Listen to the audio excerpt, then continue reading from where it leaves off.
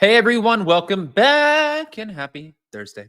All right, guys. There's a lot going on, I guess, and kind of in like a weird way. Some shit's happening. I don't know what's happening out in the world. Anyways, guys, I wanted to say we gave away 3 bouquets. So Heather, Sherry, and Sergio, congratulations. And if you guys are still interested, we are doing our sale until tomorrow. So I guess after the 15th is when it's going to be up. But you can go to theblowcompany.com, purchase any of our products, and use code ROSE for 20% off. And check out our gummies. You're going to love them, especially if you have problems sleeping. Now, with that, we got some Beverly Hills to talk about. So let's start here. Boom. Sorry, Dorit.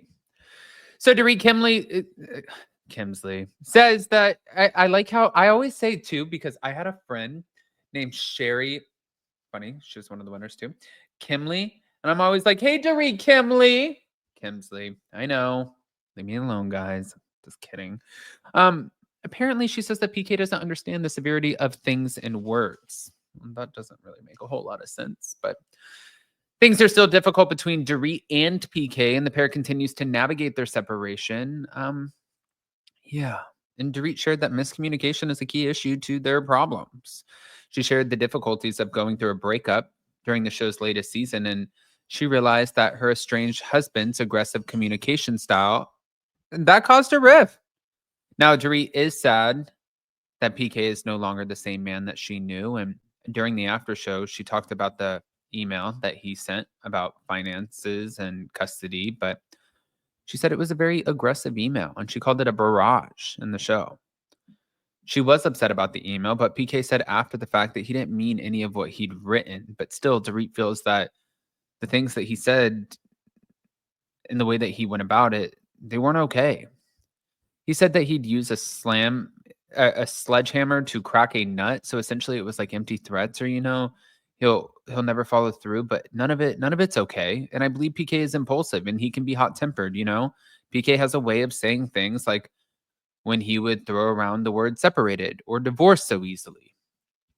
Now, for Dorit, she can't abide by that because when she says something, she means it. And she told Bose, if it comes out of my mouth, if I say it, you better believe that I mean it. And it's really difficult when you're dealing with somebody that literally afterward can say, oh, you know what? That's nothing.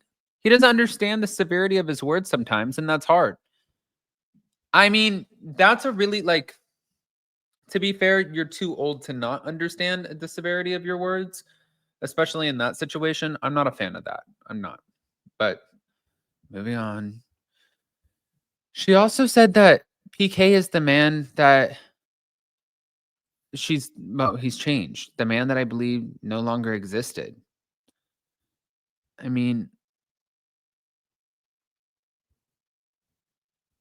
don't know if that's you know what's wild is I sat there and I looked at this yesterday and I talked to Ashley and Amani, and I like to play devil's advocate, they were like, well, Ashley was like, I think those are good friends. Those are good friends who are going to tell you and be there for you. And I agree with that.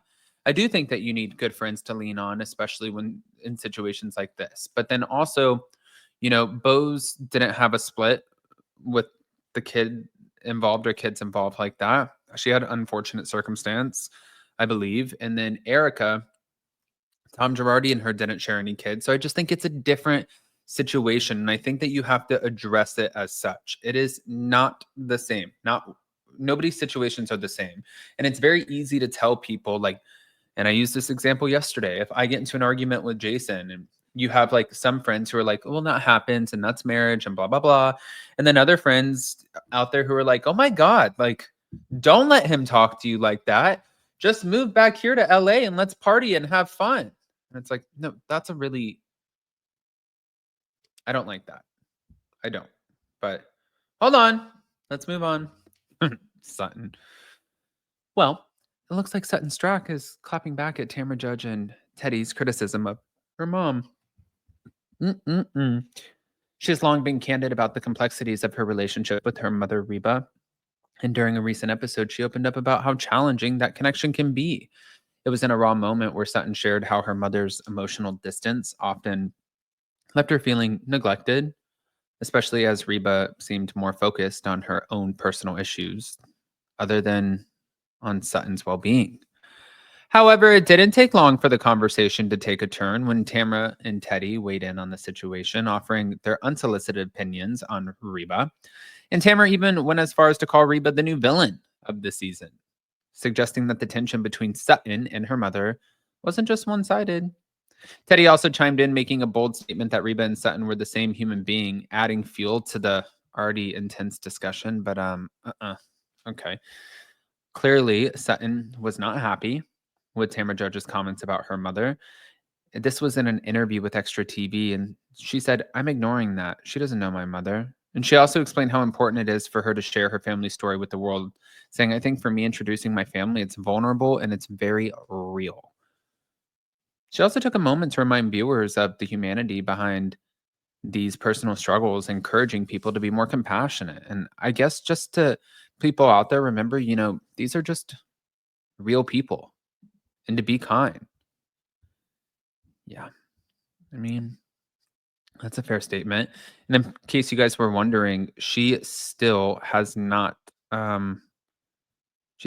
talked to her mom about the show and what happened and how things were perceived. And her mom was perceived like a villain. She was. She was looked at like this villain on the Real Housewives of Beverly Hills. And, there were moments that I think it's very, very clear that there were underlying tones and issues. And I'm not gonna go down that path because that is for Sutton and them to deal with. But I didn't think she was very kind to Garcelle. I didn't think she was very kind to Sutton. I think that Sutton has a very crass way of being and she's very cold.